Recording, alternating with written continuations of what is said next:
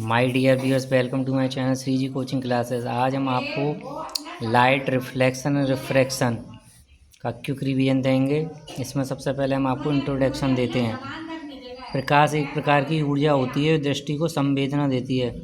अंधेरे में वस्तु दिखाई नहीं देती, लेकिन तब उन पर प्रकाश आपतित होता है। वह चारों में गया कुछ प्रकाश आँखों में आता है तो वे वस्तुएं हमें दिखाई देने लगती हैं। प्रकाश के स्रोत जो होते हैं, सूर्य, तारे प्रकाश के प्राकृतिक स्रोत हैं। मोमबत्ती, विद्युत आदि मानव निर्मित होते हैं। और प्रकाश के गुण, प्रकाश सरल रेखा में चलता है। प्रकाश विद्युत चुम्बकीय तरंग के रूप में चलता है। प्रकाश स्वयं दिखाई नहीं देता है।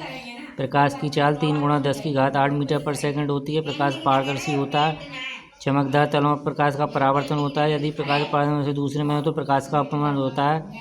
और दृश्य प्रकाश की तरंग दैर्घ्य 3900 एंगस्ट्रॉम से 7800 एंगस्ट्रॉम होती हैं।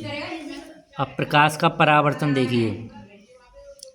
जब प्रकाश किरण किसी माध्यम में चलती हुई किसी चमकदार तल पर आपतित होती है तो वह तल से टकराकर उसी माध्यम में वापस लौट आती है। देखिए, ये आपतित किरण है, ये टकराई और परावर्तित किरण।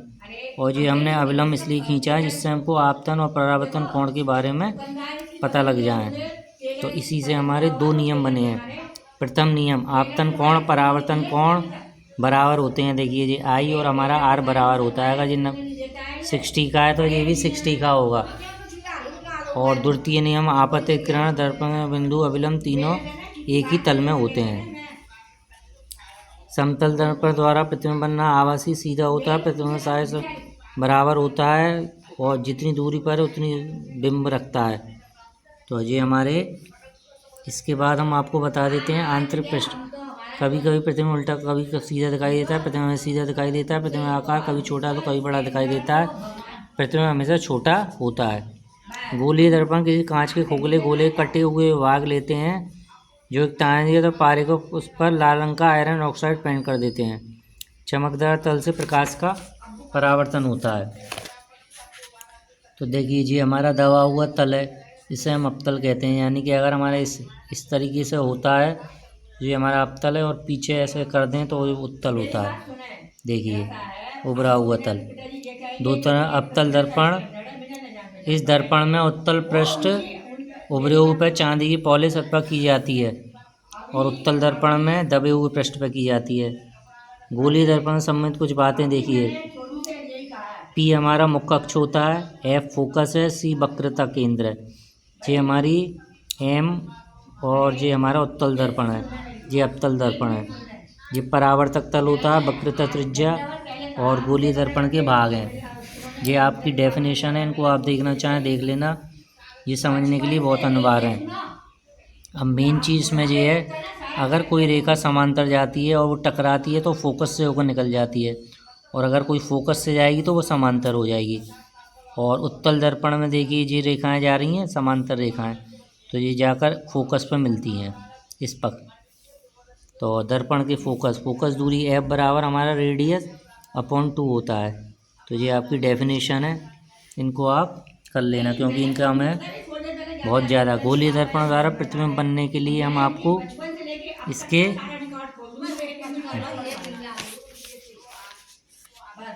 देखिए,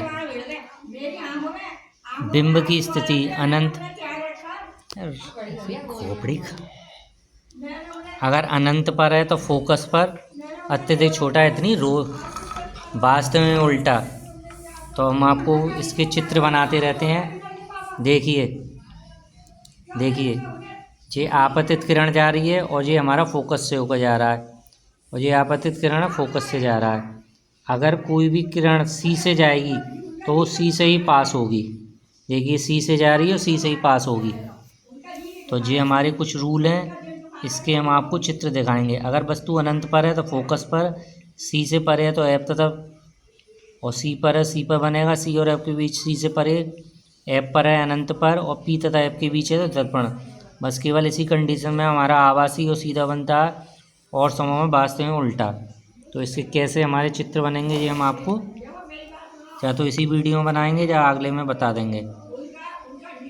जब वस्तु अनंत पर है, मान लो ये बहुत दूरी पर वस्तु रखी है, तो देखिए एक किरण ये गई और फोकस से पास हो गई, एक किरण समांतर गई और फोकस, तो ये फोकस पर मिल रही है, तो आप एक रेखा जे और जे इस तरीके से आप बना सकते हैं। अब वस्तु हमारी देखिए जी फोकस पर अनंत से थोड़ा आगे आएगी, यानी सी और अनंत के बीच में। तो देखिए ये वस्तु सी और अनंत के बीच में है। तो देखिए एक सीधी रेखा गई समांतर, तो ये जो भी समांतर रेखा जाएगी वो फोकस से पास होगी, और एक रेखा हमारी सी से जाएगी और सी से रिटर्न हो गई। तो अब ये देखिए ये इस पॉइंट पर कट रही हैं, तो यहाँ पर हमारा प्रतिबिंब बनेगा, यानी सी और एफ के बीच में।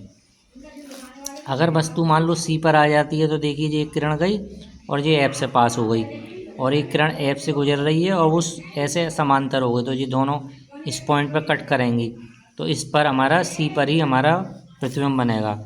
अगर मान लो वस्तु सी तथा फोकस के बीच हो, देखिए सी और एफ के बीच, तो एक किरण ये गई सीधी निकल गई और एक एफ से निकल कर ऐसे, तो इस पॉइंट पर मिल रही है, तो ये सी से परे होगी। और जब वस्तु फोकस पर आती है तो ये हमारा अनंत में बनेगा। और अगर वस्तु मान लो हमारी एफ और पी के बीच में है, तो देखिए ये किरण जा रही है और इसको डॉट डॉट करके आगे बढ़ा देंगे और एक एफ से निकलेगी और इस जगह हमारा सीधा और आभासी बनेगा।